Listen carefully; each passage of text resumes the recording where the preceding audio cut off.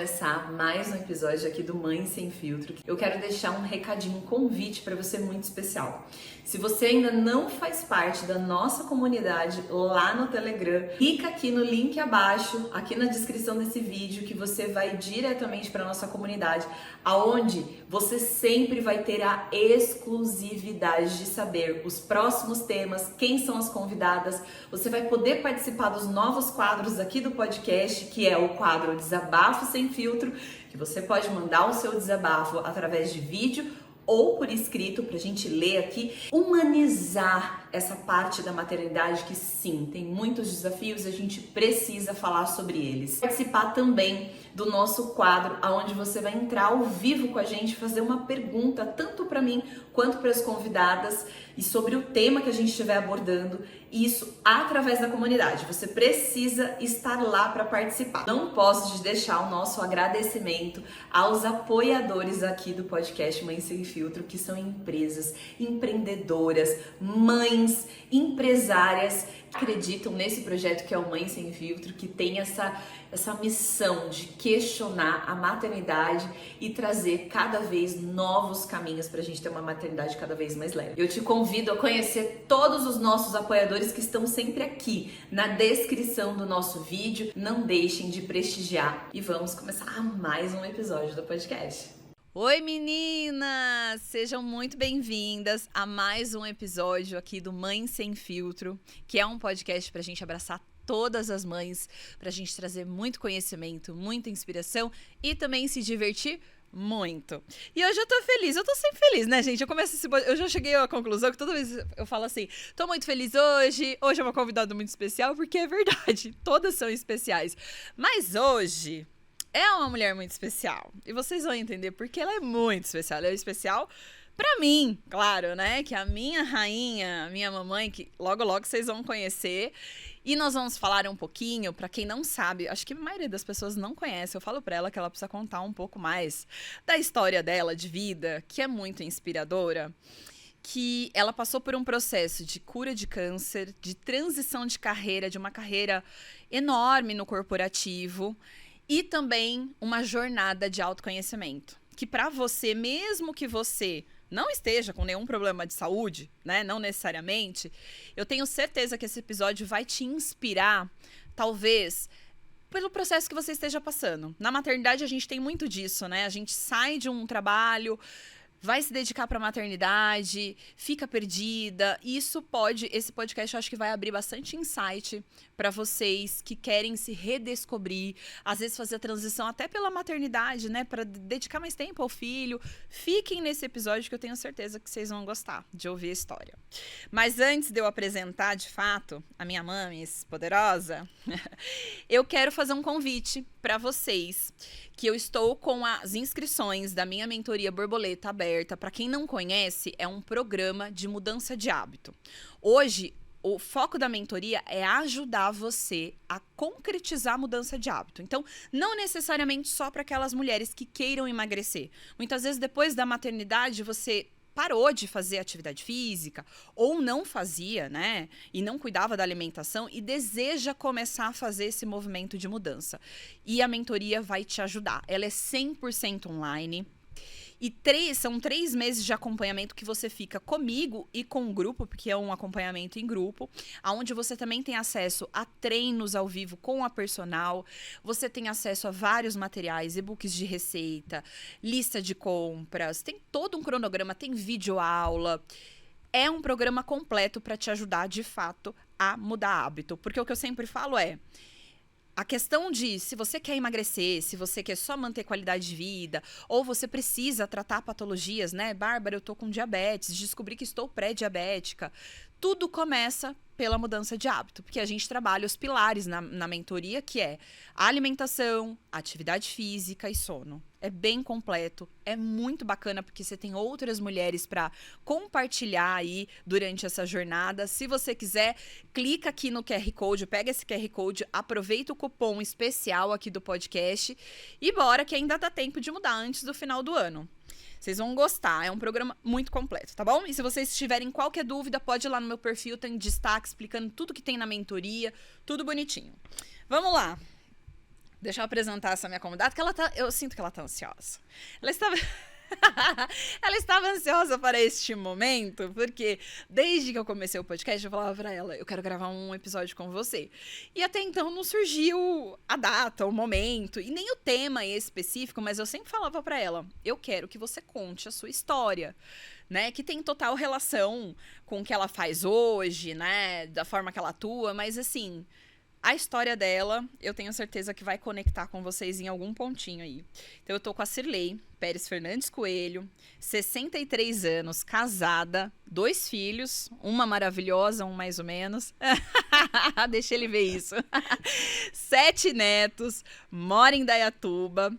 E tem uma jornada aí de experiência profissional de grande porte no corporativo, onde atuou como gerente administrativa, financeira e atua hoje como consultora empresarial. E está prestes a dar a vida a um projeto que tem o objetivo, e a gente vai falar disso também, de construir através da consultoria comportamental para a realização de metas. Seja bem-vinda! Mames poderosa!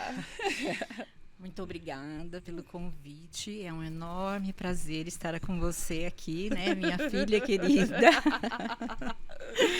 Você rasgação de seda. E também eu estou muito orgulhosa, né, de poder estar participando desse projeto seu, né? É um projeto muito bonito, onde você está abraçando as mães aí, eu acho muito importante. Que pena, né? Que não existia isso na sua época, né, mãe? Que pena que não existia. Mas se existisse também, vocês vão entender aqui que eu não teria aproveitado.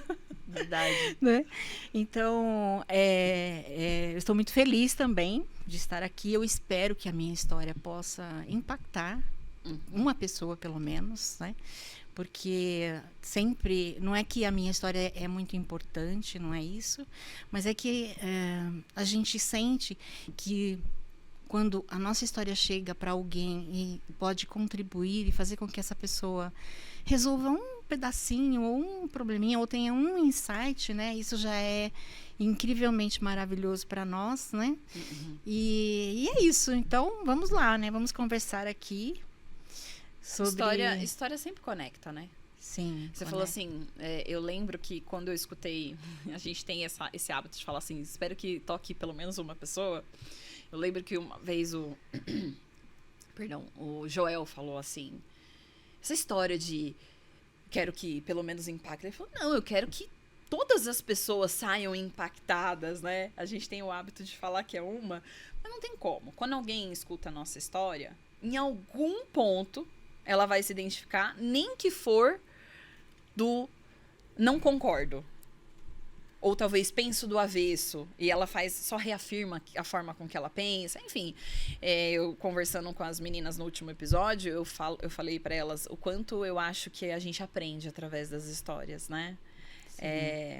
E o podcast tem me ensinado isso, a julgar menos, a ouvir mais, o quanto todo mundo tem muita coisa para oferecer, mesmo você não concordando às vezes com pontos de vistas diversos, né? Mas o quanto aquela pessoa tem muita coisa para oferecer, né?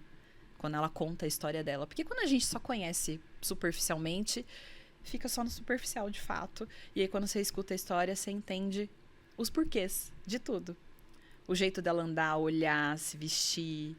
E aí acho que a gente começa a respeitar muito mais a pessoa. Mas vamos lá. Primeira coisa que eu acho que tem que começar esse ponto de partida. É até marmelada, né? Porque eu conheço toda a história. Mas eu acho que vai sair muito mais coisas do que eu imagino. Porque quando a gente começa a revisitar, sai coisas que talvez eu nem saiba, né? Eu quero que você fala sobre a história de como que você curou, como foi a jornada da cura do câncer. Que eu acredito, se eu tiver errado aí você fala, que tudo começou por lá. Sim. De uma certa forma, a grande mudança, a grande transformação começou lá, né? Nesse momento que você descobriu, teve o diagnóstico. Então, eu quero que você conte como é que foi, qual foi o diagnóstico, em que ano que foi, enfim, pra gente dar início. Tá bom. Tudo começou um pouquinho antes do diagnóstico, na verdade, né? Na verdade, eu já tinha, assim, um sentimento de que algo não estava de acordo na minha vida. Eu já me sentia assim um pouco fora dos eixos, né? Um pouco fora do... É como se você... Vou fazendo uma analogia, é como se você estivesse no lugar certo, mas no momento errado. E aí eu comecei a estudar, eu já estudava sobre transição de carreira na época. E aí eu comecei, então, a pensar sobre mim, né? A pensar sobre o que eu estava vivendo. Isso em que ano? Isso começou em 2011, mais ou menos, que coincidiu com o casamento, né, dos meus filhos ali. Do Léo, né? Primeiro, meu filho em 2012. Primeiro, o Leonardo se casou em 2011. E aí, nesse momento... Faz sentido, né? Os filhos vão embora, tem que ressignificar a vida, ninho vazio e uma série de coisas. Exatamente. Então, aí eu comecei a pensar sobre tudo isso, pensar como que eu ia viver, como seria a minha vida mais para frente.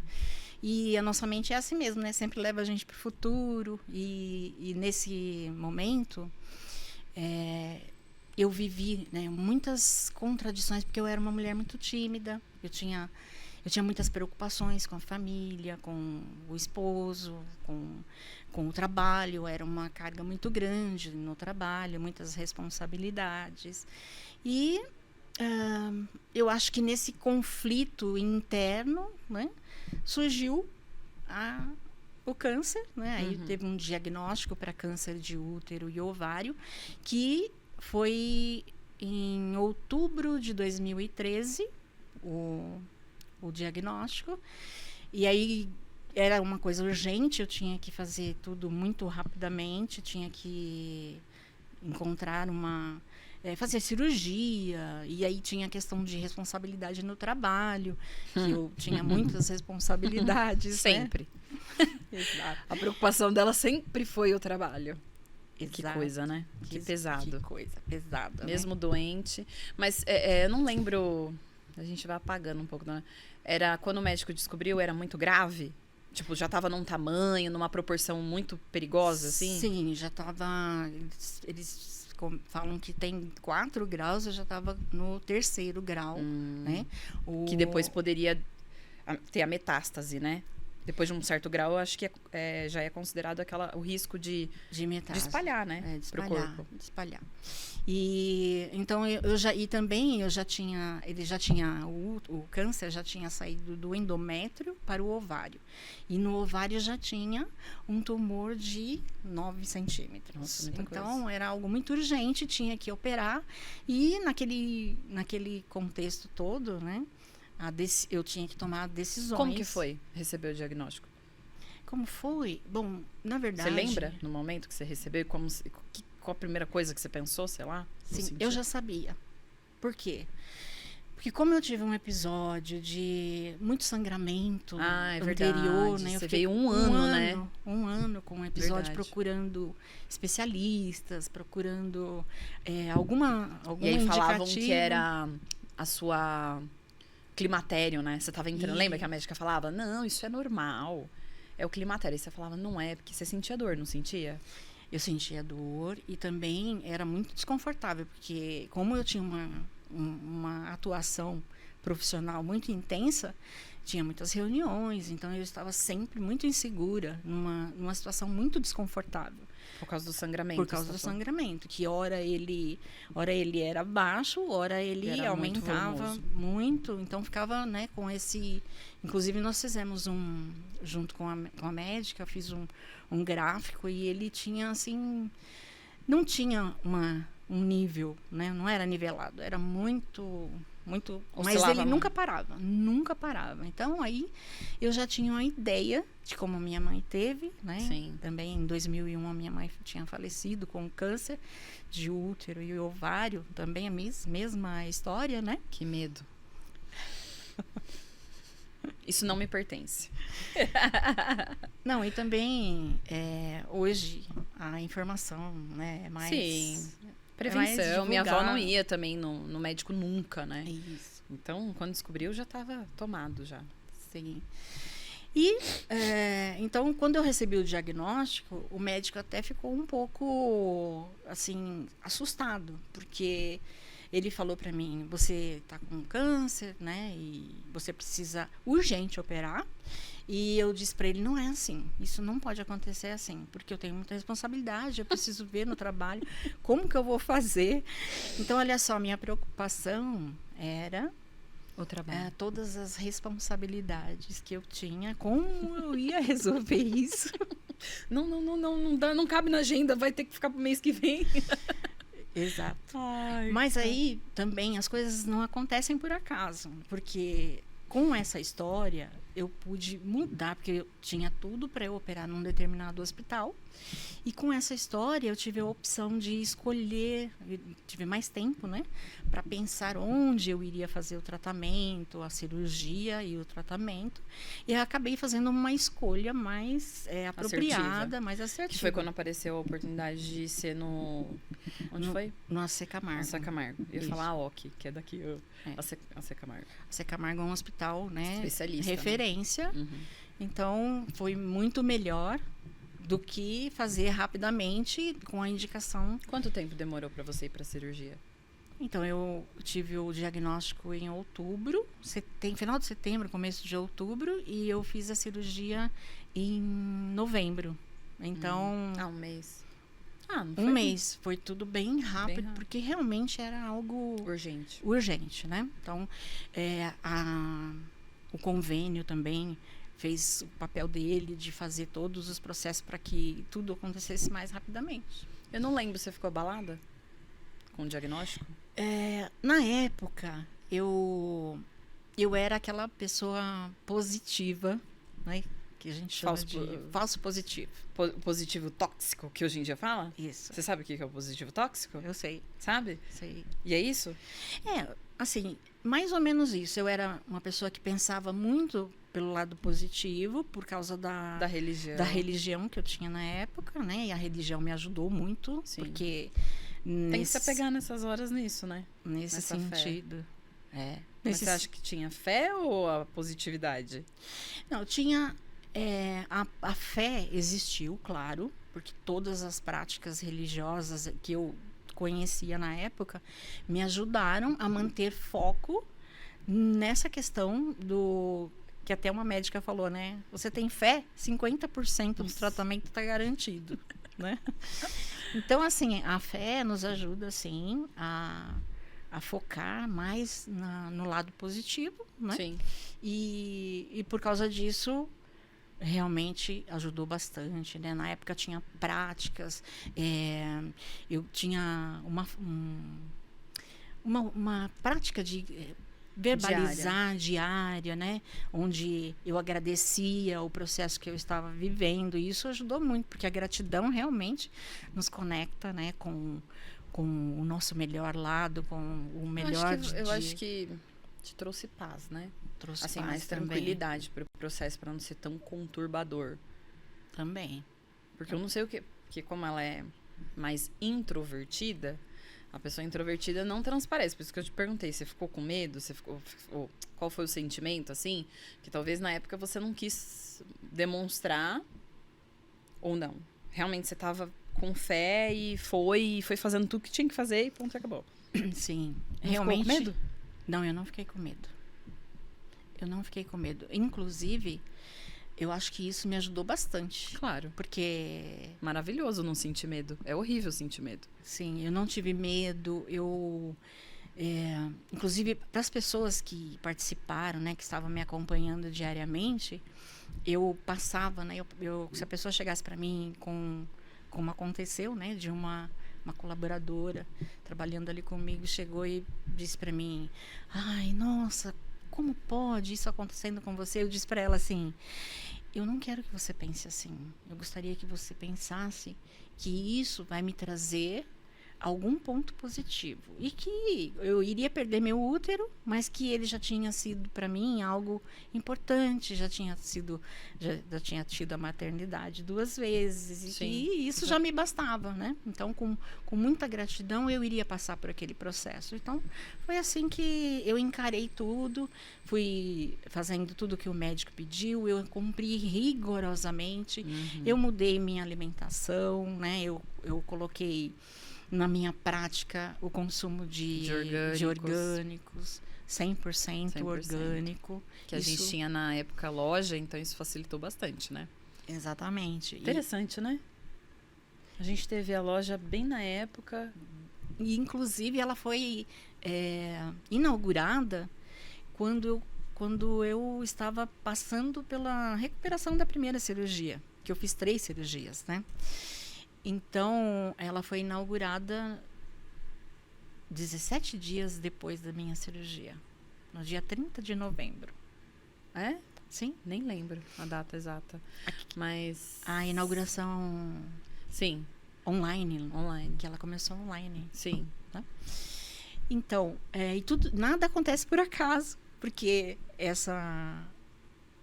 esse negócio, né, que vocês tiveram, né, você e o meu esposo, né, o pai dela, proporcionou essa possibilidade de fazer 100% orgânicos, e com isso a minha recuperação foi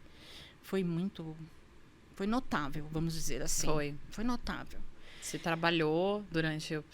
Você removeu o útero, aí você teve que ficar um tempo de repouso, óbvio, né? Pós-cirúrgico. Sim. 30 dias, 40, 60? Quanto foi? Você lembra? Eu fiquei acho que 40 dias na primeira, 40 dias. Só que eu tive complicações, depois vieram outras cirurgias, né? Mas nada a ver com câncer. Foi complicação da cirurgia, deu aderência no... esse já deu... Não, deu um negocinho lá, o que é que você colocou a tela? Hérnia cisional. Hérnia. Que isso pode acontecer, qualquer cirurgia abdominal, né? Que eles falam quando mexe ali. Aí teve que abrir de novo, colocou uma tela. Isso depois de quanto tempo de cirurgia? 6 meses depois. Então foi depois de um bom tempo, tá. Acho que foi logo no começo. Aí depois começou a fase mais difícil. Todo mundo acha que o câncer foi o mais difícil. Não, foi mais fichinha, né? Foi. Perto. Porque fez a cirurgia, você entrou com a quimioterapia, né? Na sequência. Fiz a quimioterapia. Depois eu fiz a cirurgia de hérnia cisional. Coloquei a tela. E depois eu parti para radioterapia. A quimioterapia foi quanto tempo? A quimioterapia eu fiz 6 ciclos, né? A cada 21 dias, um ciclo. Então fica praticamente 6 meses. Redondando. E você foi trabalhar, né? Normal. Trabalhei normal. Depois que passou os 40 dias, eu retornei pro trabalho. É uma pessoa pegada ao trabalho. Exato. Nem pra curtir a quimio. Mas todo mundo ficava chocado, né? Nossa, nem parece que você tá fazendo químio. Você teve mal-estar na químio? Não, nada. Inclusive, quando eu fazia químio, eu fazia agradecendo aquela infusão, né? Eu fazia com essa mentalidade de estar sempre agradecendo a infusão. A única coisa que eu realmente senti foi os pés, né? Nos pés, no segundo dia depois da quimio, eu fazia sempre na sexta-feira, e no segundo dia eu sentia dormência, formigamento nos pés e uma dor, tipo congelamento, assim, que quem já fez deve conhecer, né? Esse sintoma. Mas, assim, eu ficava a segunda-feira em casa, eu saía sexta-feira e eu ficava até segunda-feira. Na terça eu voltava para o trabalho e segue, né? Segue o fluxo até a próxima sessão de químio. E também a radioterapia eu fiz também trabalhando, né? Eu mesma ia dirigindo. A rádio, você sentiu alguma coisa? Não, na rádio eu não senti nada. O problema foi depois da rádio, né? As consequências. Mas tinha falado da químio, eu queria perguntar um negócio. É uma coisa que eu acho que quem pode estar passando por isso, mas que eu acho engraçado, porque minha mãe é tudo fora da curva. Todas as preocupações que a gente tem, minha mãe não tem. A preocupação dela é o trabalho. Sei, ela ia poder voltar a trabalhar. Mas o clássico, que é perder os cabelos. Sim. Pra você foi importante? Foi uma coisa que te abalou? Não. A única questão que eu acho que talvez tenha até alguma coisa escondida aí, alguma coisa assim.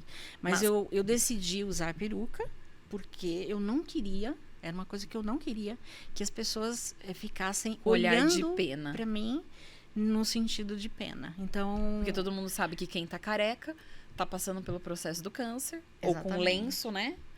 E aí a pessoa já olha, ó, coitada. Sim, e como eu tinha muitas, assim, no meu trabalho eu tinha que fazer muitas reuniões com bancos, né?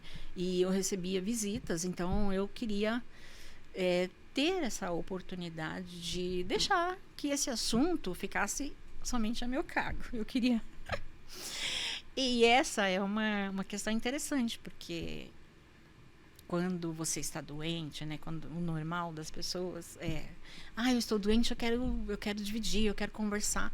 E eu tomei assim uma decisão diferente. Eu queria viver isso, mas eu queria viver do meu jeito. Então, eu não fiquei falando sobre isso. E quem me conduzia para falar assim, nesse sentido, eu já pedia para a pessoa mudar o foco, enfim.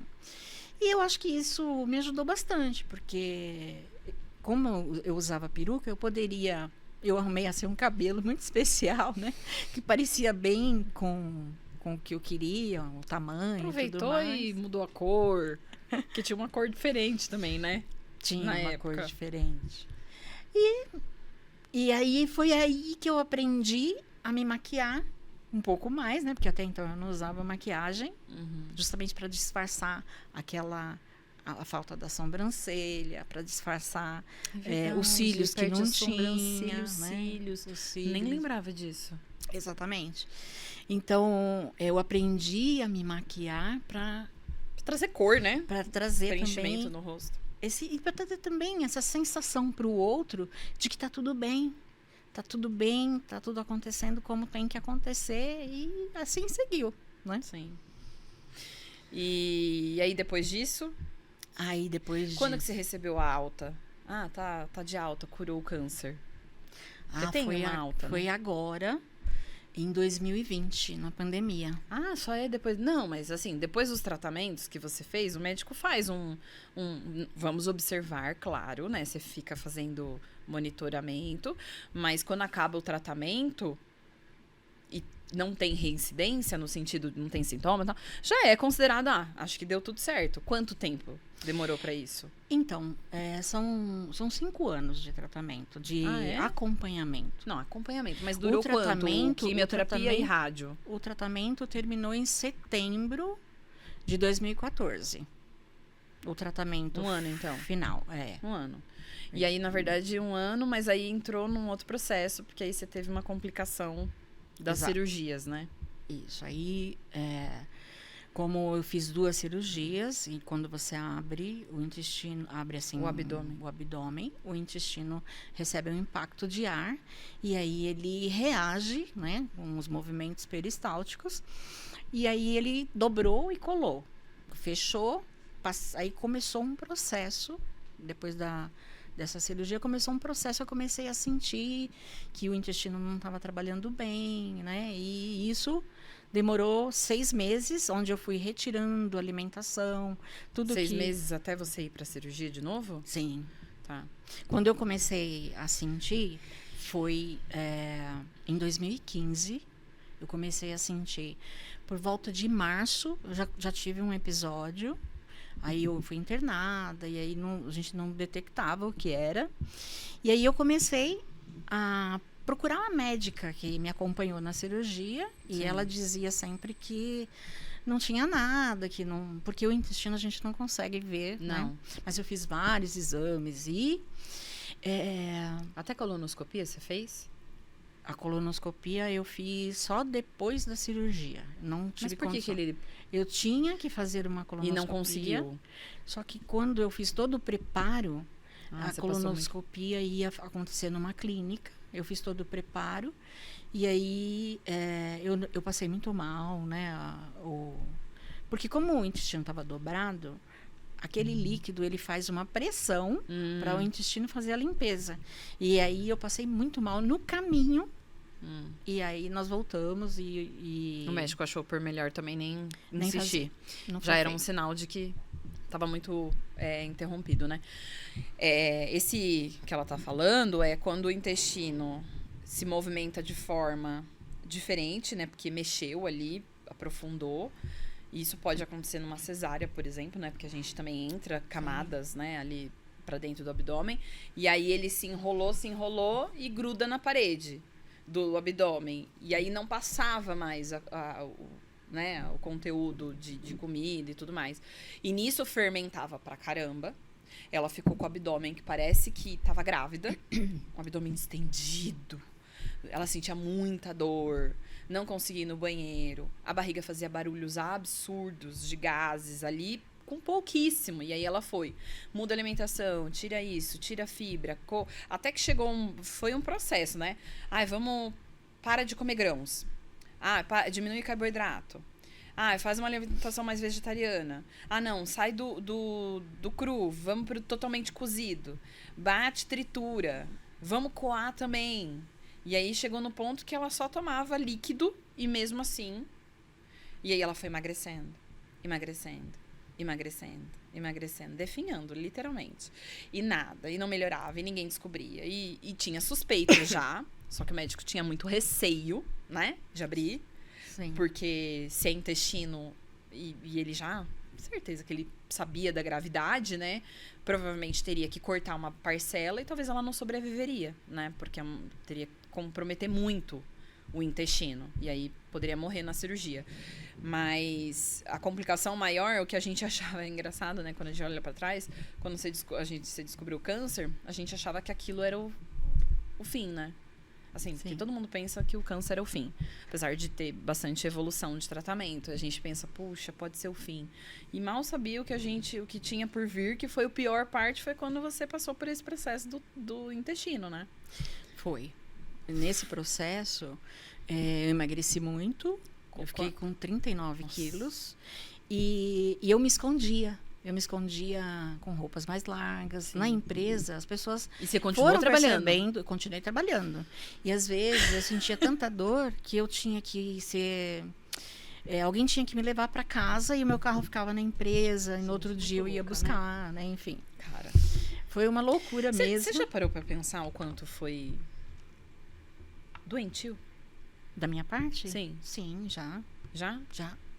Cara, você tava morrendo. Literalmente, você tava morrendo. Você tava sofrendo. E você tinha uma empresa incrível, que super te apoiava a descansar.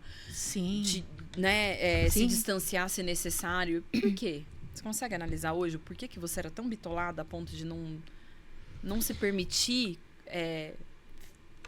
se tratar do jeito que... Você consegue? Consigo. Depois a gente chega lá, então. Tá, termina. Termina o raciocínio no sentido do... Aí você foi pra cirurgia de novo, você tinha certeza que você ia morrer. Isso, eu tinha certeza. Isso, eu tinha a certeza. A gente não queria, né? Na época, rezava pra não. Na época, inclusive, eu, como frequentava uma religião, né? Eu cheguei em frente ao altar e agradeci minha vida. E aí eu disse que eu aceitava o meu destino, né? Que é uma das coisas muito importantes pra gente evoluir. Mas isso tudo de coração mesmo, né? E aí foi quando, naquele mesmo dia, né? Quando eu fiz isso, porque eu estava perto da igreja, então eu fazia algumas vezes, eu ia até lá, né? Fazia um processo assim de ficar ali, né? Mentalizando, refletindo. E aí naquele dia que eu declarei isso, eu tinha uma consulta, onde o meu filho Leonardo foi comigo, né? E a gente tinha era com um especialista. E aí quando ele viu aquela barriga toda estufada, uma lombriga, né? Grande. Parecia que tinha uma bexiga, sei lá. Uma coisa muito ruim. Muito. Aí ele falou, não, vamos te internar. E aí ele detectou que no meu histórico, tinha várias reclamações minhas, né? Mas que eles não podiam fazer nada realmente. E aí partiu para a cirurgia. Fizemos a cirurgia, né? Eles fizeram a cirurgia e deu tudo certo. Sim. Não precisaram depois da cortar cirurgia, nada. Eu, antes de fazer a cirurgia, eu tive que tomar aquela parenteral, que é uma bolsa, porque eu estava tão fraca. Desnutrida, senão você ia morrer na cirurgia. Exatamente. Ia perder sangue, né? Aí teve que repor, né? Aí, você ficou o quê? Uma semana ou duas? Acho que 2, não foi? 10 internada? dias. 10 dias. Não, internada não. 10 dias com a parenteral. Não era no hospital? 30 dias internada. 30 dias internada. juntando com a parenteral. Mas foi no hospital que você tomou a parenteral, é isso que eu tô Foi. falando? Foi. Sim. Tá. Tinha que ser lá, né? Sim. Porque tem um aparelho, Sim. enfim. Não, até pode fazer em casa, mas não é seguro, né? No seu caso, poderia pegar infecções. Normalmente eles fazem no hospital. Sim. Então foi isso. Aí eu fiquei 30 dias internada e eu saí de lá com acho que 41 quilos, né? Porque eu já estava me recuperando, já estava me alimentando. Eu vou colocar a foto. Eu vou colocar a foto pra todo mundo ver. Que é chocante. Impactante, né? É impactante. Impactante. E, bom, enfim, aí fui me recuperando, fiquei 40 dias afastada depois da cirurgia Que bom, mãe. e retornei ao trabalho. Ai, E sim. retornei ao trabalho em dezembro de 2015, né? Foi isso. E no retorno ao trabalho, as coisas acontecem mesmo como tem que acontecer, né? Eu tive uma proposta desafiadora, né? Que era assumir mais uma responsabilidade. E aí eu aceitei, né? E aí eu tinha que andar, enfim, de uma empresa para outra. Trabalhava meio período numa, na outra, e era perto, assim. Mas ali já começou um processo Mais um incômodo. de um incômodo, né? Então, acho que é importante você falar a sua formação e o tempo que você tá nessa empresa, que vai fazer sentido. Do porquê tanto apego. Ah, sim. Eu sou formada em contabilidade, né? Ciências contábeis. Eu era contadora, né? Minha formação é ciências contábeis. Mas eu assumi a responsabilidade de toda a área administrativa aos poucos. Isso foi acontecendo aos poucos, né? Você entrou nessa empresa com quantos anos? Eu entrei nessa empresa com... Puxa, 20 alguma coisa, certo? 30, acho que 30 anos. Não. 30 anos. Eu já era madura. 30 anos. É? Sim. E, enfim, É que foi uma vida, né? Então. eu trabalhei 25 anos nessa empresa. Eu saí somente em 2017, né? Depois desse processo todo. E eu saí por opção minha mesmo, porque depois desse processo eu senti que eu tinha que fazer um movimento diferente. E aí começou a bater forte no meu coração. Quando eu voltei em 2015, começou a bater muito forte no meu coração o desejo de fazer mudanças.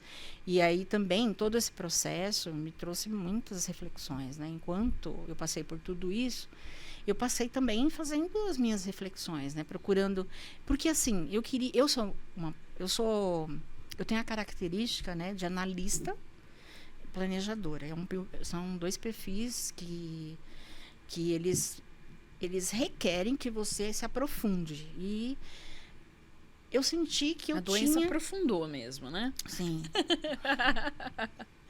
Aí eu senti que eu tinha que aprofundar e entender por que aquilo estava acontecendo comigo. Por que as coisas estavam acontecendo comigo. Por que eu agia daquele jeito. E é onde comecei, né, a pesquisar sobre autoconhecimento. Mas antes da gente entrar nessa parte, não vamos pular etapa, não. Pera. Pera que eu quero saber uma coisa. Pra conectar, porque assim, você passou muitos desafios, você já vinha passando muitos desafios no corporativo que te deixavam insatisfeita. Antes, que é o que você falou, que foi o marco, talvez a gente sair de casa. Toda mudança gera reflexão. Gera aquele desconforto. Ixi, será que eu quero ficar aqui? Será que faz sentido agora? Porque você dedicou uma vida pensando em cuidar da família, que é o óbvio, né? Os pais ficam lá, nossa, tem que ganhar dinheiro, não, tem que garantir, tem que ter responsabilidade.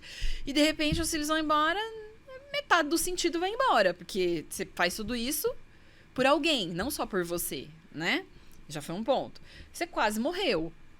Então, para quem quase morreu, eu imagino que nada mais meio que te abala, entre aspas, né? Então, assim, Ali já te força num movimento de mudança, porque, poxa, se eu cheguei até aqui, já fiz tanta coisa, quase morri, ganhei a vida de novo, eu acho que eu posso fazer alguma coisa diferente, né? Por que eu vou continuar do mesmo jeito?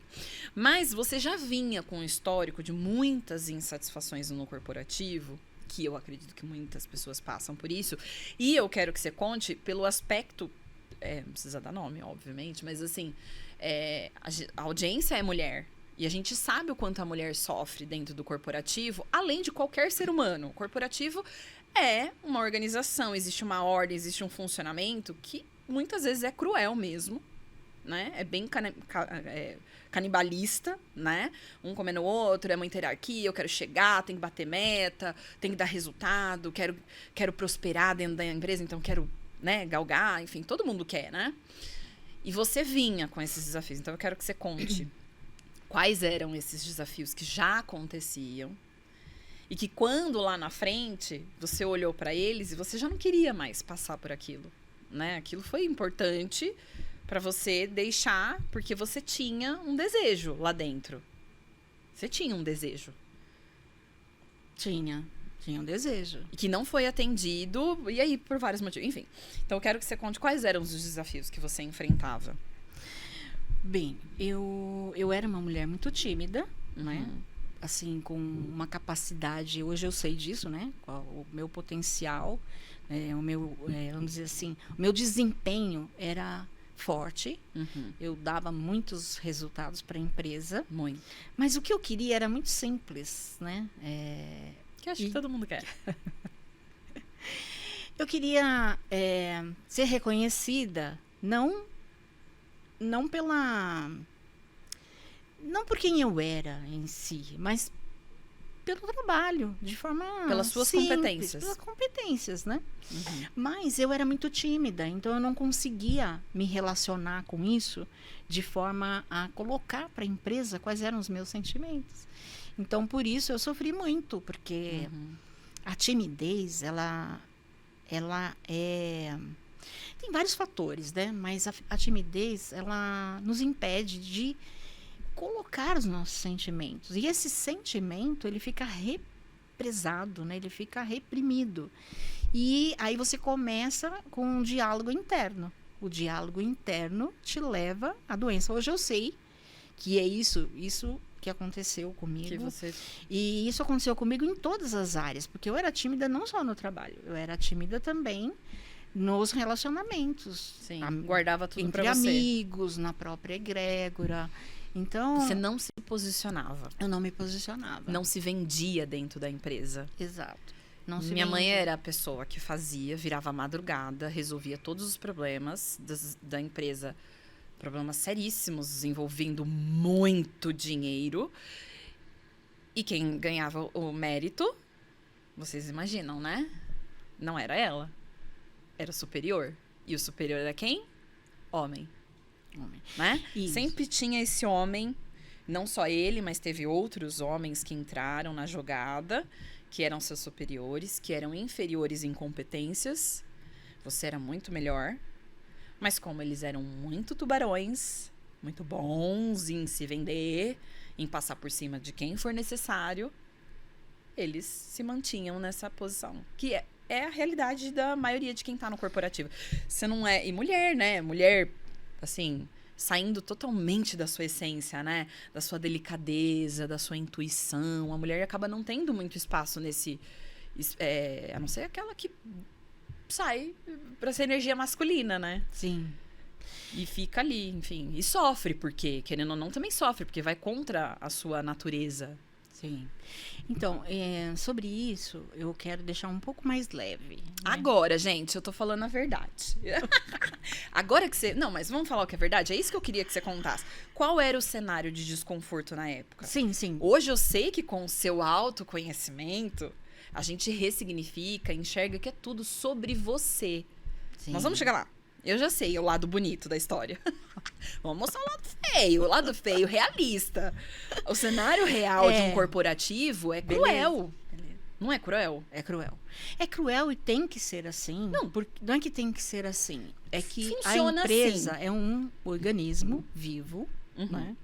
todo corporativo, ele tem que sobreviver. E aí, para isso, as lideranças, elas criam processos de controle, de resultado, metas. Não, né? mas você sabe que pode fazer diferente, e né? assim, por que eu me sentia, voltando lá no início, porque eu me sentia fora do meu contexto, né? Eu achava que eu era um peixe fora d'água. Porque eu não tinha essa postura. Eu era uma mulher mais introspectiva, que dava resultados, porém, eu não me expunha, eu não colocava quais eram os meus potenciais, eu não exigia nada. Tudo que eu recebi porque eles me reconheceram No tempo deles. financeiramente, eles me reconheceram. Demorou um pouco. No tempo deles, é Mas isso que eu tô porque falando. eu também não fazia esse movimento, né? Sim. E hoje eu sei, mas na época isso me incomodava muito e fazia com que eu sofresse muito. Sim. Então, assim, na época eu não conseguia sentir gratidão por tudo isso. Hoje sim, hoje eu consigo sentir. Mas na época eu sentia que eu estava sendo Usada. pressionada, que eu não era valorizada, que eu só era valorizada no momento deles, não no momento e não do era, jeito mãe? que eu gostaria. E isso me incomodava, mas eu também não fazia nada. Sim, Eu também não fazia claro. nada. Eu sofria muito com Porque isso. você não fazia. Porque Porque a eu não gente vai fazia. chegar lá, por que você não fazia? Mas esse é o ponto, mas porque o organismo do corporativo, ele é cruel, infelizmente. Para aquelas pessoas que não são pessoas vorazes, é cruel, ela é engolida. Ou você sai, ou você se adapta. E eu acho que a maioria das mulheres, por uma questão da nossa natureza ser mais pacífica, não que a gente é besta, mas a gente é mais pacífica, a gente tem uma forma de resolver e de se enaltecer diferente do masculino. Né? E quando a mulher consegue se destacar, a gente pode perceber que o comportamento dela é muito para o masculino. Porque se ela não for, Sim. ela é engolida. E isso é ruim, porque aí a gente não é avaliado pelas nossas competências, que era isso que você queria. Poxa, eu dou resultado, eu faço, a coisa acontece. E a empresa sabe que eu faço, ela sabia Sim. que você fazia. Tanto é que minha mãe é um... como é que fala?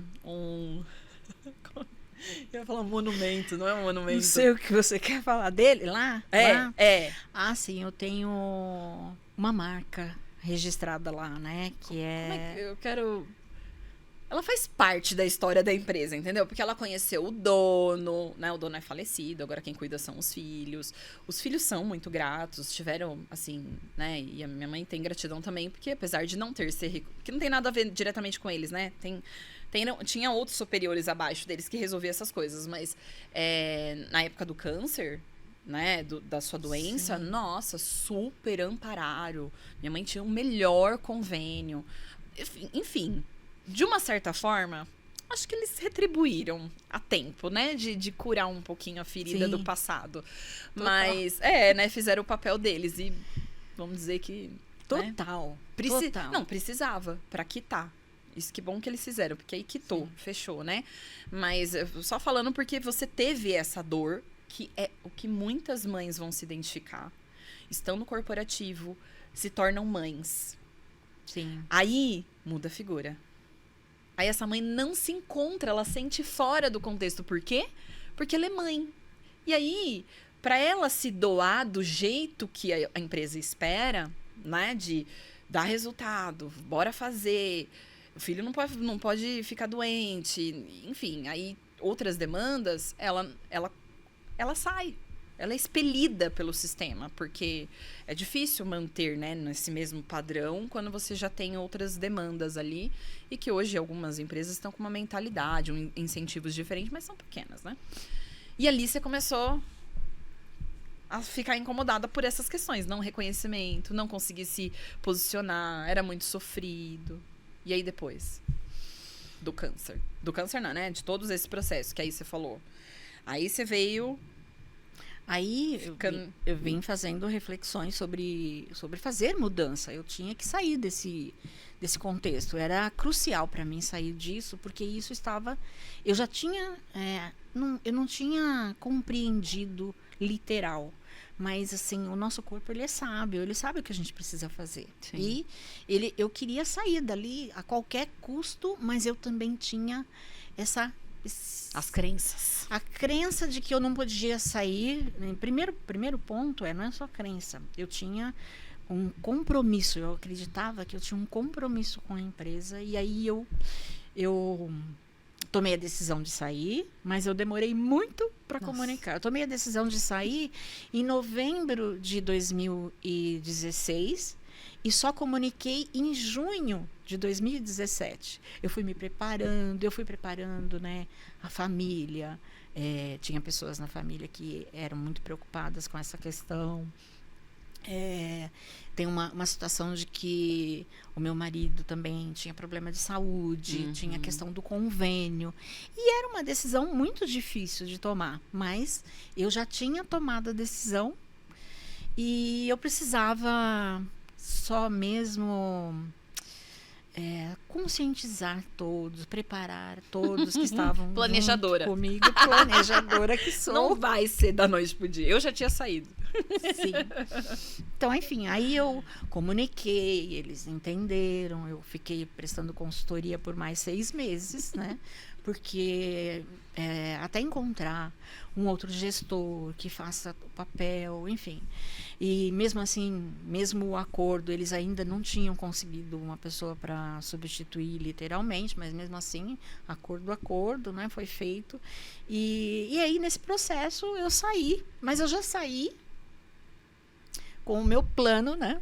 O meu plano B, que era eu vou tentar entender o que acontece comigo, quem eu sou de verdade, por que tudo isso aconteceu. E aí eu saí já com um plano, já estava contratado um treinamento para... Foi enquanto você estava lá? Sim.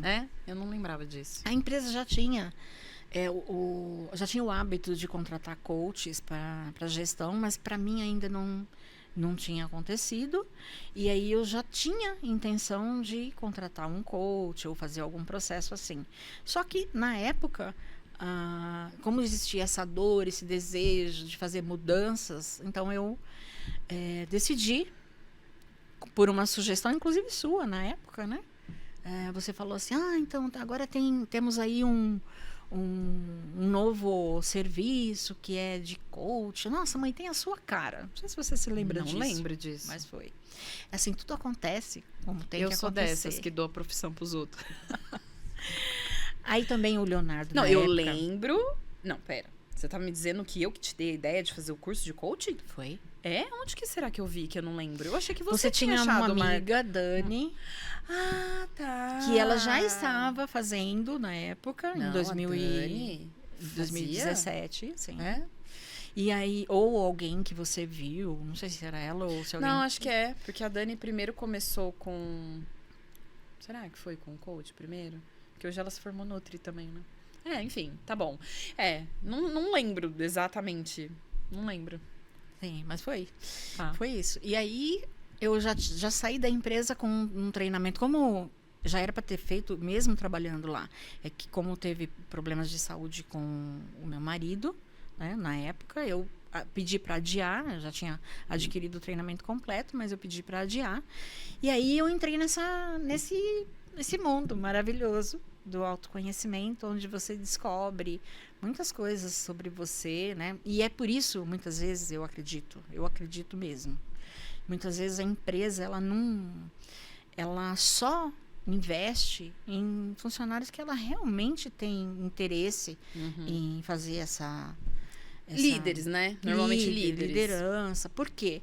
Porque é um processo muito profundo que traz, né, para a pessoa muita consciência, muita consciência de habilidades, de pontos fortes, pontos fracos. Mas normalmente a empresa investe muito num lado mais profissional, né? Sim. Não um lado pessoal. É encomendado um trabalho onde... Porque se a gente parar pra tem pensar, a ordem, na minha visão, total, eu penso 100% isso. Começa pela pessoa. Sim, 80% diz respeito a quem você Eu sei, é. então, e o que você se faz. você quer desenvolver as competências dele, começa por ele. Depois você vai meio que puxando pelo lado profissional, porque desenrola naturalmente. Às vezes ela destrava coisas do profissional porque ela descobriu coisas do pessoal. Exatamente. E às vezes ela não entrega o resultado justamente porque tem alguma coisinha ali no esquema, né, do pessoal. Sei lá, crença, traumas, uma série de coisas. Sim, mas a empresa normalmente ela Eu encomenda um processo já com um foco definido. Sim, Eu quero claro. desenvolver determinada competência, que faz mais sentido para a empresa, não para trabalhar o pessoal. O pessoal é você que precisa buscar. Por quê? Não, eu acredito, mas você... Eu entendo, não acredito não, eu entendo, mas eu não acredito que começa pelo... É uma opinião minha, tá bom. Sim, Porque a empresa é feita de pessoas, não é feita de competências. sim, mas assim, faz parte. sei. Aqui é uma discussão, né? É, não vai ter fim. Nós não vamos concordar. Porque eu sei que a empresa também precisa ser enxuta.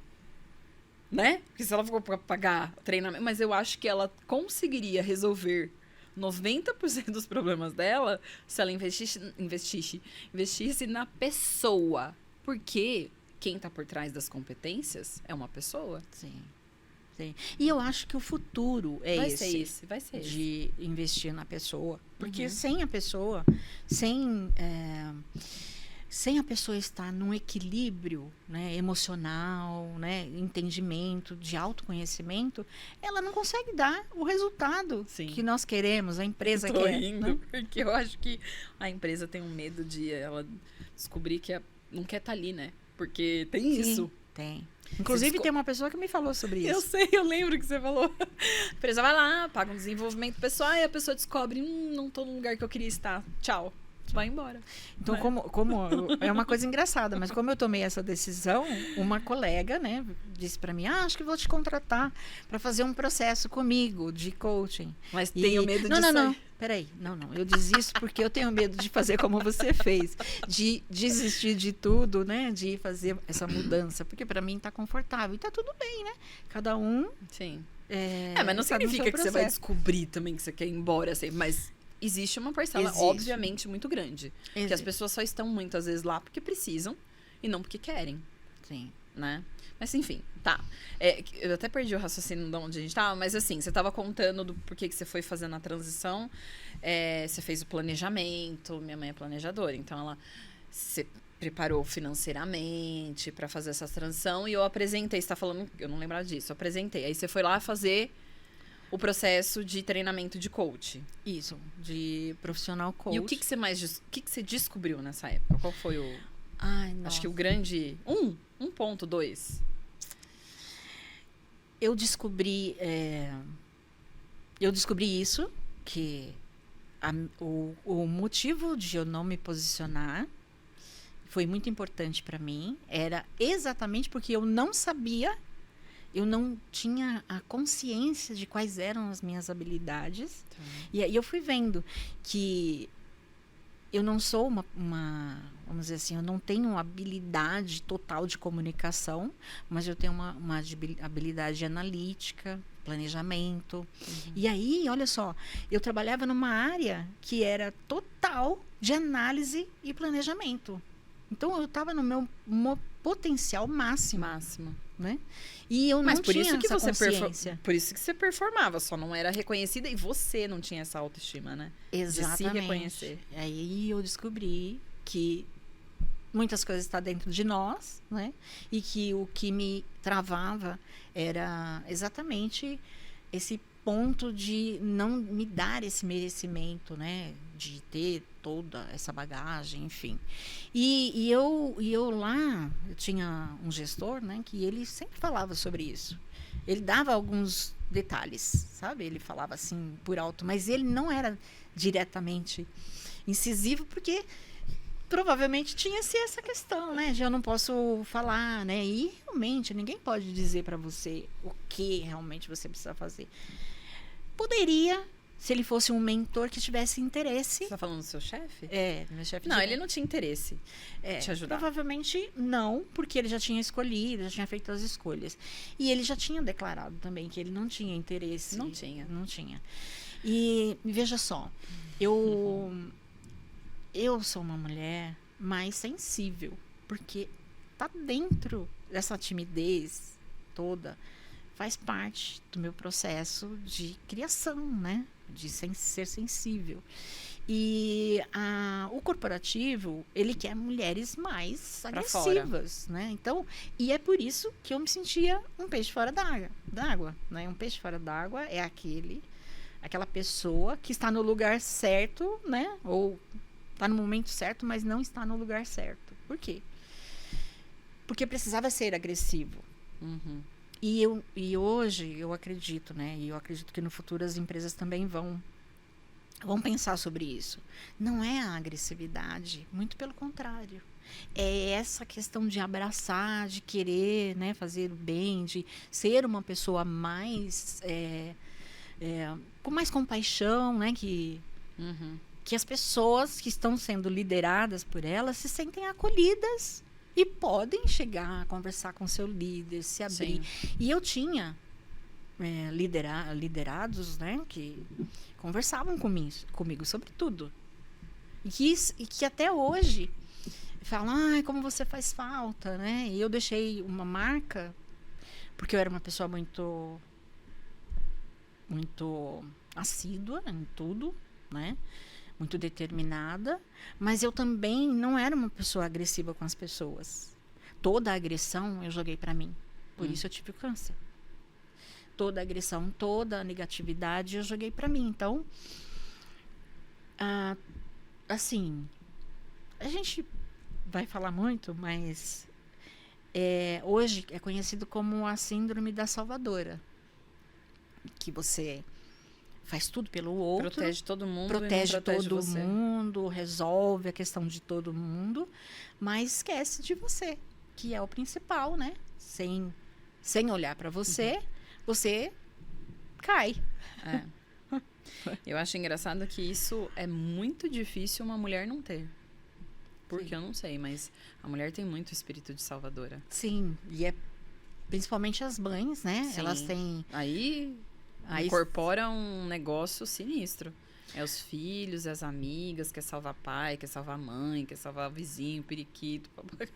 Exato, e também tem aquelas que têm a responsabilidade, né, que é arrimo de família, né, que Sim. é a estrutura, é a base, e aí ela tende a ser mais salvadora, a desenvolver mais é um arquétipo, né, de salvadora, porque ela tem medo, o medo apavora, né, o medo de ficar sem convênio, o medo de ficar deixar a família na mão, né? De ficar sem estrutura, de não poder dar o que os filhos precisam, enfim. E aí, isso é no começo, quando eles são pequenos, você realmente precisa fazer assim. Mas quando eles crescem, você já não precisa, só que você já adquiriu, né? Porque tudo que a gente faz é por repetição. E tudo que a gente faz hoje é por repetição por uma vida, ou que são os padrões, né?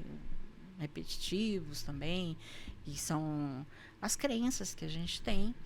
E aí faz com que você pense mais no outro e esqueça de você. E aí você vai fazendo tudo desse jeito, tudo na sua vida particular, no profissional, nos relacionamentos. Né? E como que você começou o processo de autoconhecimento? Foi pelo coach primeiro, né? Você se formou... Quais são as suas formações com o coach? Eu fiz várias formações, né? Eu fiz o profissional coach, depois eu fiz o business coach, depois eu fiz o master coach. E eu fiz também coaching groups, né? Para atuar em grupos. Depois eu senti uma necessidade, algo avassalador, algo que mexeu comigo profundamente, de olhar mais para a espiritualidade e hoje entendendo, né, só tem duas formas de você resolver as suas questões, ou é pela ciência, ou pela espiritualidade, ou os dois juntando juntos. Os dois, né, para que o resultado seja mais efetivo. E aí eu senti esse desejo muito forte, me carregando para o lado espiritual. Aí eu comecei a estudar muito sobre espiritualidade. E aí eu comecei fiz cursos, né?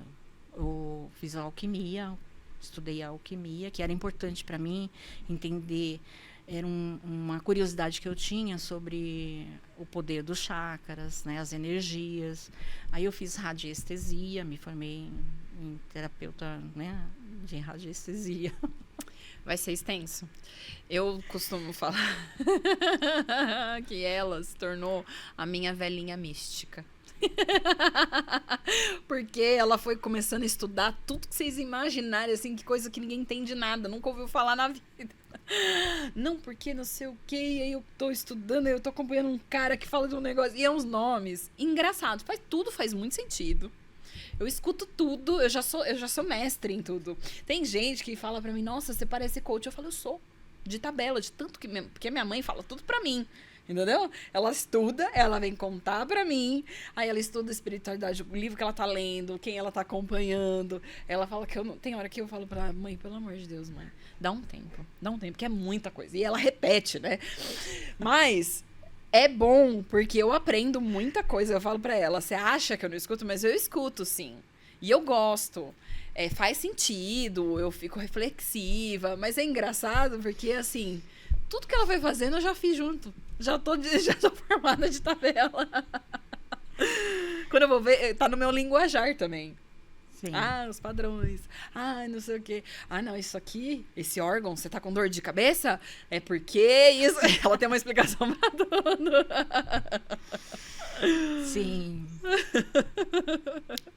Isso mesmo. Eu estudei, por conta desse cenário todo, eu parti pro lado das emoções também, estudo muito, né, o impacto que as emoções têm no nosso corpo. E aí eu estudei também, fui para mais formações. Hoje eu aprofundei um pouco mais no sistêmico, né? E eu também gosto muito de uma filosofia, que é o Novo Pensamento, que tem muito a ver com o nosso lado espiritual também. E além disso, né, a gente está sempre estudando mais sobre autoconhecimento. O sistêmico traz bastante, ele incorpora muito sobre o autoconhecimento, né? Porque ele fala muito dos padrões, né, familiares, do quanto os nossos ancestrais impactam no nosso comportamento. Isso é muito importante, né? Fazer e ter essa visão, porque eu acredito que sem o conhecimento, e essa é uma forma minha de fazer as coisas, né, de entender as coisas, sem o conhecimento, por exemplo, você vai para um terapeuta, você chega lá e ele vai fazer um processo com você, mas eu acredito que você precisa ter o conhecimento do que ele está falando para que isso seja mais efetivo, porque quando você entende aquilo que você está vivendo, é mais fácil ganha um de significado sair completamente rápido. diferente. Você sai rápido daquela situação, né? Isso aí. E é assim. E eu acho que tem ligação direta. O conhecimento provoca, se a pessoa souber fazer isso, né? Provoca autoconhecimento, e ali no autoconhecimento você descobre um caminho. Porque quando você fica só preso no conhecimento, ou seja, na teoria, né? Porque o autoconhecimento é quando você pratica e descobre quais as sensações que você tem naquela experiência. E aquilo vai ganhando forma, né? Sim. Que é o caso que você passou. Você começou a estudar. Aí você começa a estudar, aí você começou a ligar com a sua história. Ligou com a sua história, você começou a experimentar as ferramentas que você foi fazendo. Você foi falando, nossa, olha isso aqui, né? Ela ia contando tudo, eu já sei, já sabemos todos os básicos. Olha, eu descobri, é isso que eu quero também te perguntar. Descobri que não sei o que, da minha infância, nananã. E aí a coisa ganha outra forma quando você aplica. Porque o conhecimento por si só não faz nada, né? Que é o que muita gente fica também. Levanta a bandeira do conhecimento, mas fica perdido, né? Ah, sim. Se você ficar só no conhecimento e não praticar o que o seu professor, né, o mentor... Ou a terapeuta. Ou o terapeuta vai lá, fala, a pessoa volta e continua a mesma coisa. Exato. Muda então, nada. Significa que você está recusando. E isso já é um sinal, né, de que você está nos padrões repetitivos, né? Porque a nossa vida... Hoje, né, para mim, assim, a nossa vida, a gente precisa olhar para frente, E é por isso que eu não parei de estudar. Quando eu compreendi que o autoconhecimento é importante, nós precisamos olhar para frente. Como você faz para olhar para frente? Você precisa estar sendo um observador de si mesmo para saber o que está te impedindo de dar o próximo passo. Por exemplo, hoje eu sei o que me impede de dar o próximo passo. E muitas vezes dói você saber qual é o ponto que te segura para dar. Dói saber que você é a pedra no seu próprio sapato. Isso. Dói, mas é importante saber, porque só você pode mudar o seu mundo, né? Sim. É isso, é uma frase, inclusive de Napoleão Hill, né? Que é uma dos escritores que falam muito sobre tudo isso, mas só você pode mudar o seu mundo se você souber onde você está parado. Onde você parou. Aí você começa a observar aquilo que está te impedindo e só você tem a decisão, o poder de dar o próximo passo também. Uhum. Então, por isso que eu acredito muito no processo de coaching, né? Foi ele que me trouxe até aqui, onde eu estou hoje. Uhum. Porque quando você começa a se questionar, né, através das perguntas, através desse processo de olhar para cada momento da sua vida, aí você começa a entender o que é que você precisa fazer. Nem sempre você consegue fazer naquele momento, mas tudo é uma questão de tempo. Tem um amadurecimento também, né, do conhecimento. Do autoconhecimento. Porque, veja, se eu tenho que fazer um movimento que vai doer muito para mim, eu não preciso fazer agora. Primeiro, eu preciso sentir aquilo. Primeiro, eu preciso sentir e ir trabalhando com aquilo até aceitar e integrar aquele momento que é o que eu fiz quando eu queria sair. Olha só, a sabedoria, né? É intrínseca. Quando eu queria sair da empresa, eu fui amadurecendo, pensando, refletindo sobre aquilo. Gestando, literalmente, essa saída, né? Gestando, exato. E aí, quando eu fiz, não doeu tanto. Uhum. Porque se eu fizesse... Primeiro que seria totalmente errado quando você... Você nunca queima, você nunca deve queimar a sua fonte... A fonte de conhecimento, de vida, né? Então, se você sai de uma empresa no susto, assim, né? Chega para a empresa, não quero mais, briga com o teu chefe e sai. Isso é a forma mais errada de se fazer uma mudança, uma transição. Por quê?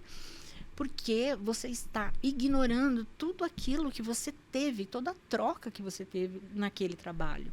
E para mim era muito importante, eu já sentia que eu devia muito, que eu tinha uma gratidão. Eu sabia que eles também tinham tido muito de mim, mas eu também tinha tido muito deles. Então, esse processo de gestar, né, de sentir antes de fazer a mudança é muito importante. Porque tudo que veio antes tem precedência. E o novo, ele só ganha força se o que veio antes estiver em paz. Isso é sistêmico. Então, se eu ignoro tudo que veio antes, tudo que eu vou fazer depois não tem força. Uhum. Então, eu preciso trabalhar esses sentimentos, né? Vamos dar um exemplo que fica, acho que, palpável disso. Da realidade, vai, pensando pensando já em temas que a gente discutiu. Se uma pessoa se separa de um marido, isso é o precedente, né? Ou seja, ela já tinha um relacionamento, tem uma família. Se ela não sai e resolve esse relacionamento com essa pessoa de maneira mais pacífica, quando ela vai para um novo relacionamento, ela traz todas as questões dela para esse novo relacionamento não dar certo. É isso? Nesse sentido que você está querendo dizer? Já no relacionamento é um exemplo mais profundo. Um exemplo. Não, no sentido assim, né? Imagina que ela teve um problema com esse marido, que ele foi infiel, tá? Se ela fica com essa... achando que o problema foi ela. Nossa, porque eu não sou bonita. Ai, que ninguém nunca vai me aceitar, né?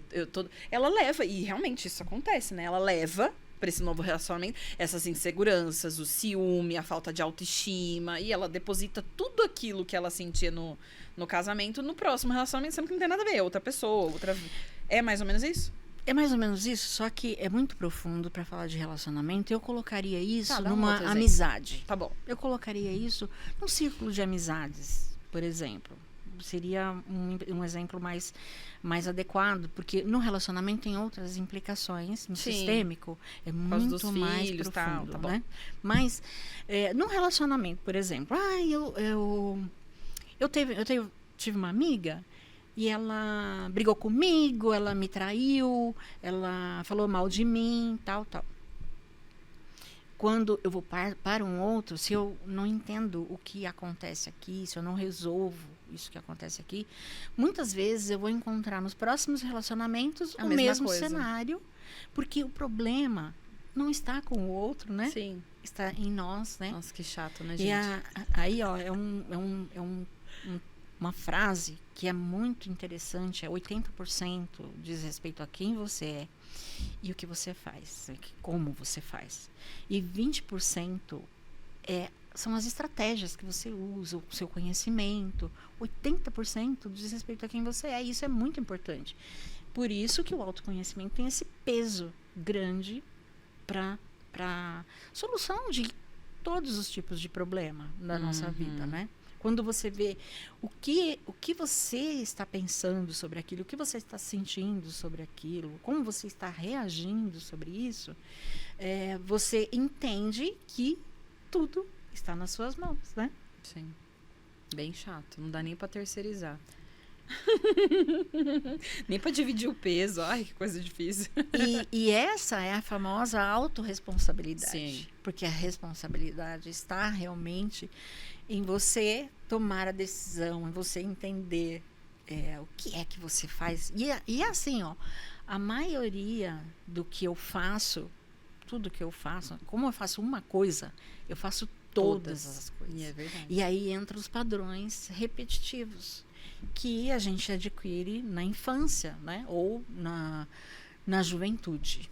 Tem padrões repetitivos voltados ao amor cego, que é o amor cego pelos pais, pelos cuidadores, e tem as lealdades invisíveis, que são as lealdades do sistema, né? Como eu vivi, o que acontecia enquanto a minha família se relacionava. E aí, muitas vezes, eu faço tudo como eles fizeram. Como eles fizeram. Pra honrar. Muitas vezes não. Com certeza, nós Faz. fazemos tudo como eles fazem. Aproveitar que você chegou nesse ponto, a gente já tá chegando aqui na nossa reta final. O que você descobriu da sua infância? Alguns pontos que você consiga compartilhar, que você vê, as suas dificuldades que você tem ou teve, que tem relação, que começou lá na sua infância. Sim. A minha trajetória de timidez, eu descobri que tinha muito a ver com os meus pais, claro. Sim. Né? Inclusive, essa questão é muito forte dentro do sistêmico, olhar para isso é muito importante, porque a criança, ela tem um amor cego pelos pais. Então, é um amor de se anular para fazer o que meu pai quer, Agradar. o que minha mãe quer. E aí o que aconteceu, que eu me lembro da minha infância, né? A minha mãe era uma mulher muito forte, né? Tinha uma postura de muito batalhadora e tudo mais, né? Ela tinha desejos de mudança, assim como eu também tenho, né? E eu me pareço bastante com ela. E ela era uma mulher também que ela via a dor, ela via essa mesma questão, ela criticava as outras pessoas, né, no trabalho. E de pequenininha eu me lembro que quando a gente expressava algo que a gente sentia, era muita repressão, né? Não faça isso, você não pode falar isso. Eu lembro que uma vez a minha mãe falou mal da professora da minha irmã. E aí eu encontrei com a professora na rua, que era uma cidade pequena, né? Sim, criança não Eu mente. disse, Dona Lázara, minha mãe falou mal da senhora, né? Então, eu não consigo me lembrar qual foi a reação da minha mãe, mas com certeza ela não gostou. Sim. E eu devo ter sentido, se ela não fez, eu não me lembro dela ter me batido ou feito qualquer coisa, mas provavelmente ela não gostou e ela deve ter falado coisas para Te mim. repreendeu de uma Então, forma. só de você falar para uma criança aquilo que de quem vem, né, da mãe, que é uma autoridade, que é a mãe dentro do sistema, que é o nosso portal para a vida. E esse amor, né, que a criança sente, ela faz de tudo para recuperar. Então aí eu silenciei, assim, e isso eu levei para a escola, para Mas deve ter o tido também colégio, outras pra situações, né? É o faculdade. que você lembra.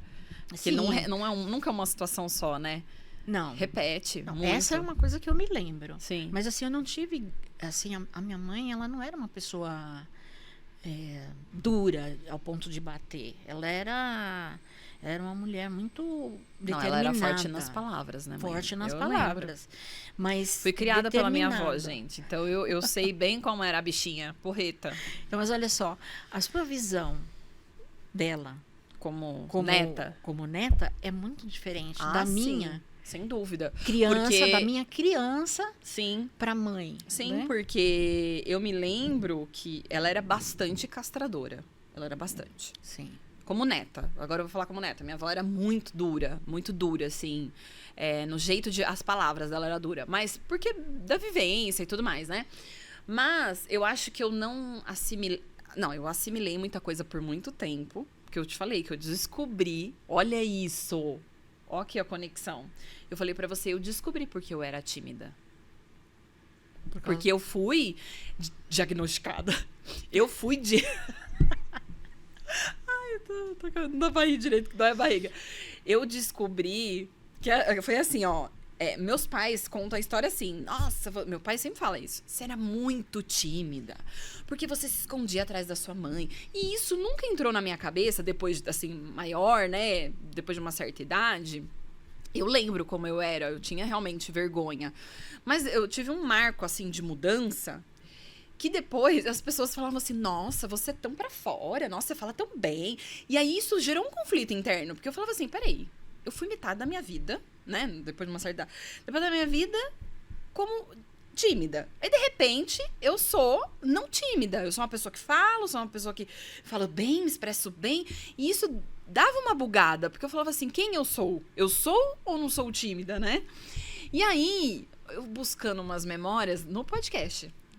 Eu falo que o podcast é poderoso, porque eu vou ouvindo e revisitando umas coisas. E aí eu pensava, por quê, né? Por que eu era tímida? Porque eu me lembro que eu amava dançar. Eu falava que eu ia ser dançarina. Eu falava que eu ia ser cantora, que eu não tenho talento do canto, né, gente? Eu até sou afinadinha, viu? Mas não tenho talento do canto, porque eu queria ser cantora. Eu queria aparecer. Eu descobri, olhando pra trás, que não interessa o que eu ia ser. Eu queria ser atriz, porque eu imitava. Eu não falava isso. Eu falava pra você? Não. Mas eu queria. Eu queria ser atriz, eu queria ser cantora, eu queria ser dançarina. Dançarina eu sempre gostei, eu dançava. Pra vocês, não tem uns... Eu tenho uma só... eu adorava dançar. Tudo, eu gostava de dançar. Mas assim, eu não dançava pros outros, dançava pra minha família, no máximo, né? Que eu tinha vergonha. Mas por que eu tinha vergonha? Eu fui criada pela minha avó, né? Porque minha mãe trabalhava, ela sempre trabalhou fora. Eu ficava na casa da minha avó. E morava, então, as regras dela, a rotina dela e tudo mais. E minha avó era uma pessoa muito generosa. Uma pessoa que o cuidado era extremo. Então, ela me sufocava, né? Qual era a minha sensação quando eu lembro? Nesse sentido. Ela me sufocava, então ela não deixava eu ser quem eu era. Então, dentro da casa da avó, eu não me lembro de dançar. Por exemplo, parar, ouvir uma música e dançar. Eu fazia isso no final de semana. Ou... Sabe, assim, as brincadeiras, coisas. E aí eu fui refletindo, eu falei assim, nossa, e por que eu mudei? Porque aí minha avó faleceu, né? Aí eu já também tava na adolescência, eu já tinha falado pra minha mãe, deixa eu ficar sozinha em casa, né? Já tô maiorzinha, que foi quando eu tava com 15 anos, entrei no primeiro colegial, mas foi quando a avó também, foi o marco ali, né? Que a minha avó faleceu. E aí, eu me lembro que eu virei outra pessoa, literalmente, na escola. Na escola eu morria de vergonha. Se eu pudesse enfiar num buraco, eu me enfiava num buraco. E minha avó não deixava eu ter amizade. Porque minha avó criticava. Ela tinha essa coisa, né? Com, assim, algumas mães. Enfim. Tinha umas coisas, assim, que era dela, né? Então, na casa da minha avó, eu tinha as regras dela. O jeitinho dela. Então, eu não conseguia ser quem eu era. E aí, quando eu fui pra adolescência, aí eu entrei numa escola diferente, com as pessoas que eu me identificava mais. Aí eu comecei a desabrochar. Eu lembro que as pessoas falavam, nossa, você fala, né? Você fala coisa que eu não fazia, entendeu? E aí, daí deslanchou, né? Eu acho que ser quem eu realmente era. E não batia essa coisa. E aí você tá falando da sua mãe, porque provavelmente castrava, que eu falo, porque no sentido não é que ela era maldosa, né? Mas ela podava quando eu queria ir pra fora. Tem mais sobre isso. E aí você tá falando, provavelmente você não lembra, lógico, né? Ela devia falar alguma coisa que você se sentia inibida pra não decepcionar. E eu tinha isso com a avó. Eu pensava, nossa, minha avó não vai gostar. Eu morria de vergonha, de medo de alguma amiguinha ir lá, porque eu sabia que ela ia ser brava e eu ia ficar com vergonha. Porque a bichinha é brava, gente. Mas tem muito mais sobre isso, porque eu sempre fui uma pessoa tímida e seu pai sempre foi uma pessoa muito expressiva. E lembra, a criança, ela acompanha o que os pais fazem, porque 50% você é, 50% pai, 50% você tá falando mãe. eu, como assim? Então existe ainda uma necessidade de entender, numa determinada idade, entender o que eu vou ser. Eu vou ser mais como a mãe, eu vou ser mais como o meu pai. Entendi. Sim. E isso vai depender muito da história de cada família, né? Então, minha mãe tinha um impacto sobre você, total, claro, porque era uma cuidadora.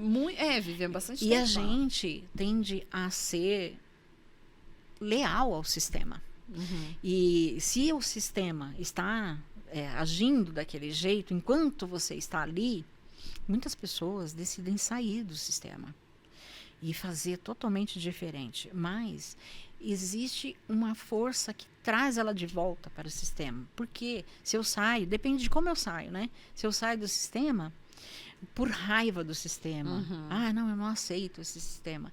Isso não é uma boa forma de sair, né? Você está negando a sua família. O que veio antes tem precedência, né? E aí a gente, quando começa na adolescência, né? Na adolescência, a gente vai começando a se entender. Quem sou eu, né? Quem sou eu, né? E é um processo, né? E muitas vezes você não se encontra por causa desses padrões, que foi a minha história, né? Demorou para eu entender que eu podia fazer mudanças, que não tinha que ser daquele jeito. Mas cada um com a sua família, né? E aí reside, né, o olhar para a humanidade de toda a família, entender o que eles viveram, sabe? Porque tudo que a gente tem hoje, a gente tem graças a todos os que vieram antes. Isso é muito importante. Se você não compreender o valor disso, porque é muito comum as pessoas falarem assim, imagina, a minha família era uma porcaria, era muito ruim, né? O processo lá, enfim. Isso é prejudicial, porque tudo que você só é porque você teve o seu sistema por trás. E muitas batalhas foram travadas. Muitas pessoas sofreram, muitas pessoas viveram coisas inimagináveis e coisas que talvez nós não conseguiríamos viver se fosse hoje. Sim. Né? Hoje a gente percebe que existe muita cobrança pelos cuidados com as crianças, pelo respeito, né? Pela escolha, né? Pela escolha sexual, né? Opção sexual. Não é escolha, mãe. Escolha ou opção, sei lá. Não, também não é. Não é uma escolha, não é uma opção. Mas tudo bem, eu entendi o que você quis dizer. O respeito das diferenças da sociedade que não eram respeitadas antigamente. Mas olha, eu vou te dizer, tudo é uma escolha no sentido de que você veio aqui para ser quem você é. Sim. Então, nesse sentido, existe uma escolha. Eu posso escolher de viver quem você quer viver. Por isso que eu mencionei a escolha, palavra escolha, né? Você escolhe ser quem você quer ser. Nesse momento, a gente consegue identificar isso como normal. Mas antes, imagine quantas pessoas deixaram de ser quem elas gostariam de ser só para não decepcionar o sistema. Sim. Só para não ser... Porque pertencer é muito importante. Para pertencer ao sistema, elas deixaram de ser quem elas eram. Na verdade, Então, é o que a gente... E elas tinham a escolha também, naquela época.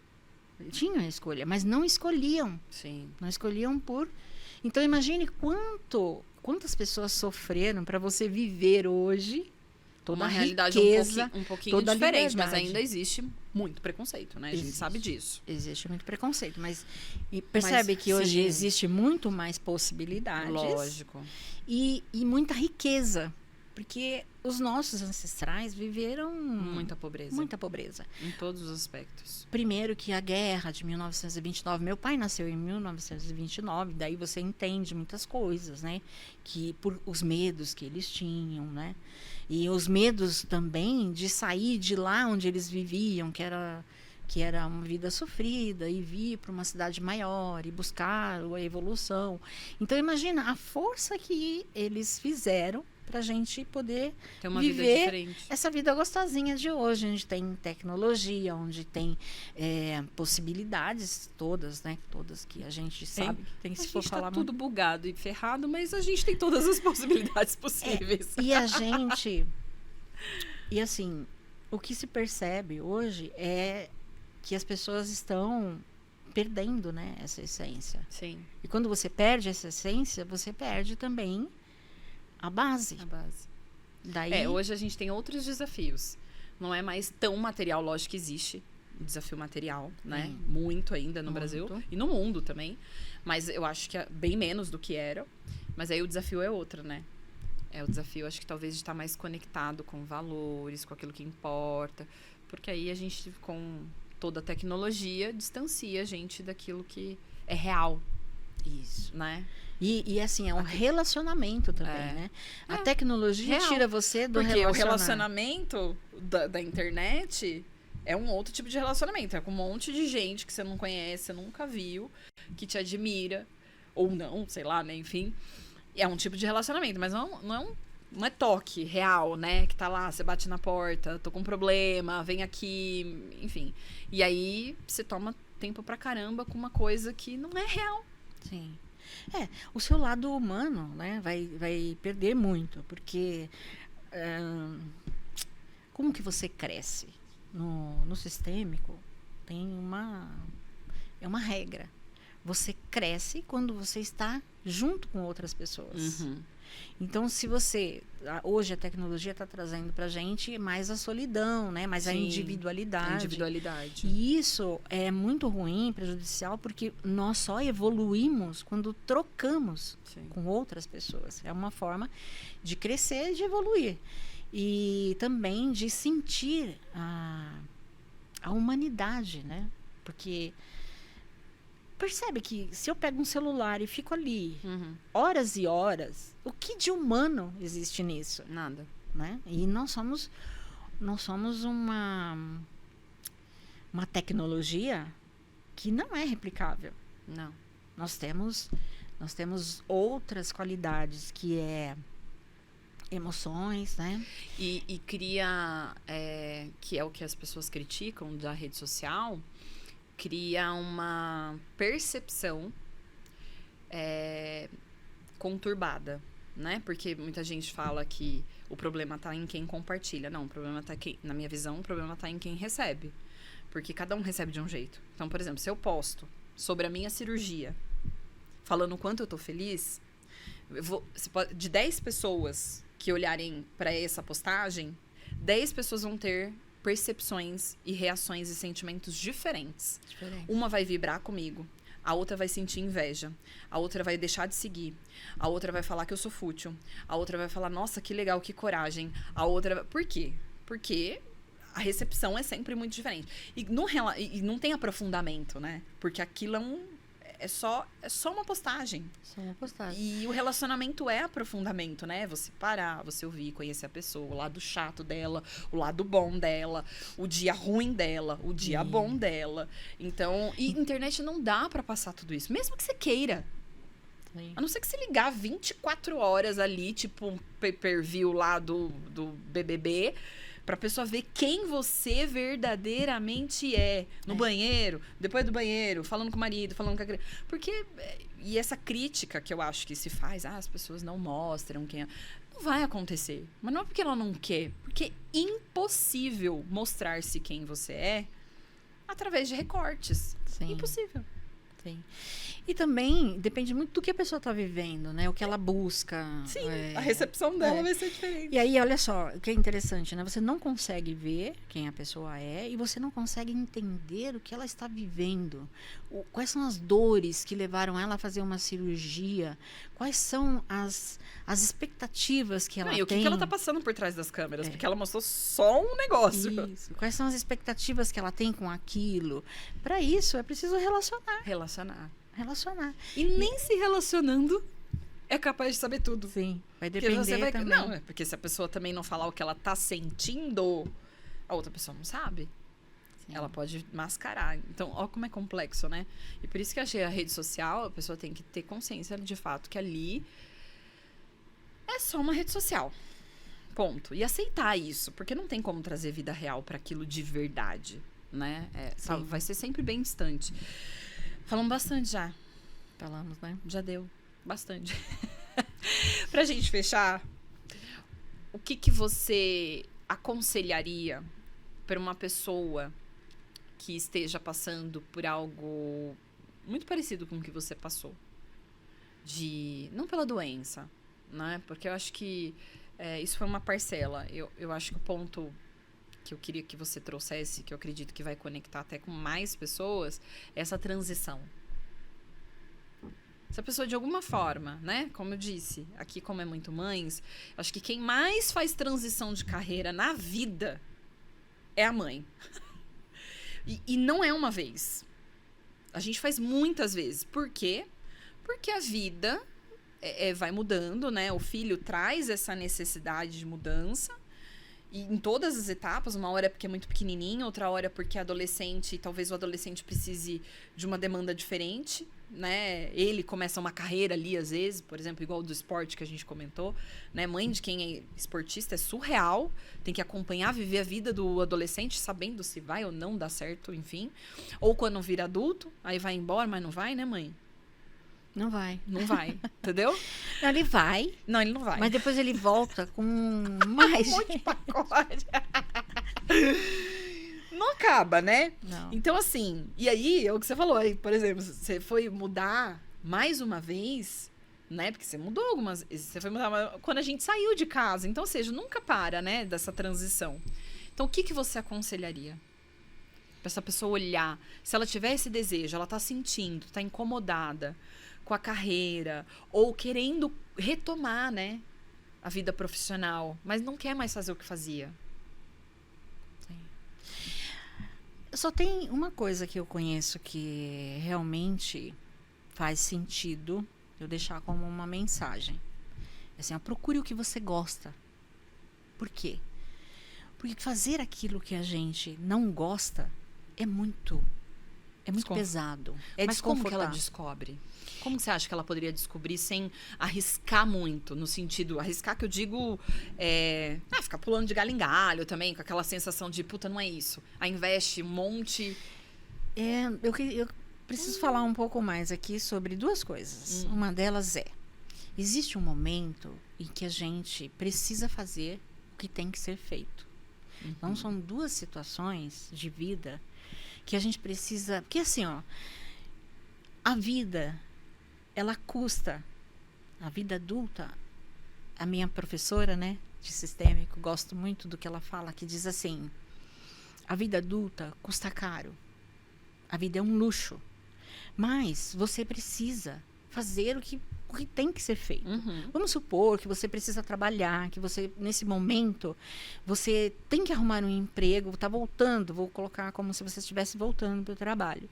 Você, sabendo quais são as suas necessidades, quais são as suas habilidades, as necessidades você já sabe. Eu preciso trabalhar, eu preciso de dinheiro, eu preciso cuidar da criança, enfim, tem várias questões, né?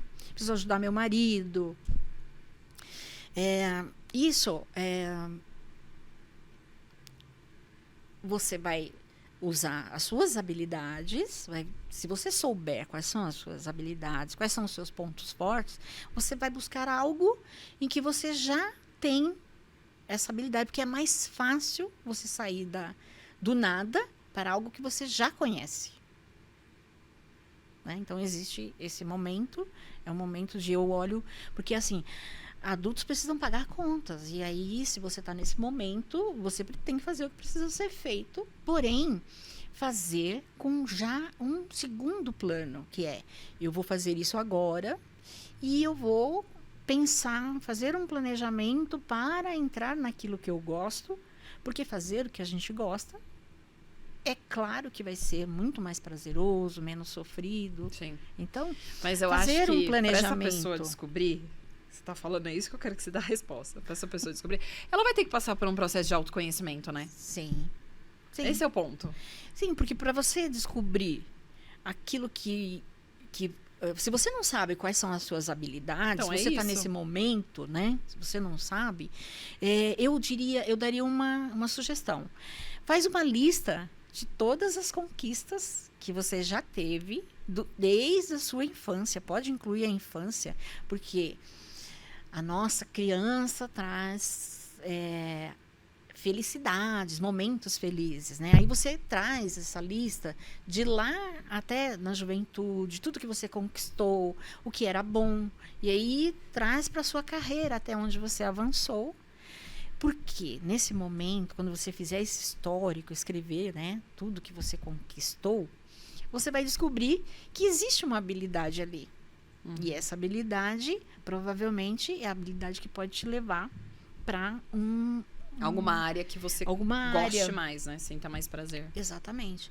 Porque ali onde você teve facilidade, você conquistou por quê? Não coloca só o que você conquistou. Coloca como. Coloca mais detalhes, né? Em que situação, qual era o cenário, o que aconteceu, o que você fez para conseguir, né, conquistar aquilo. E aí você vai descobrindo quais as possíveis carreiras, né, que você pode percorrer. O que eu posso fazer, né? Muito bom. Obrigada. Muito bom. Gostei. Eu tenho certeza que todo mundo vai gostar também. A velhinha mística é boa, gente. Ela fica brava que eu chamo ela assim. Mas é um jeito tão carinhoso. Mames poderosas, vocês viram, né? Gente, espero que vocês tenham gostado.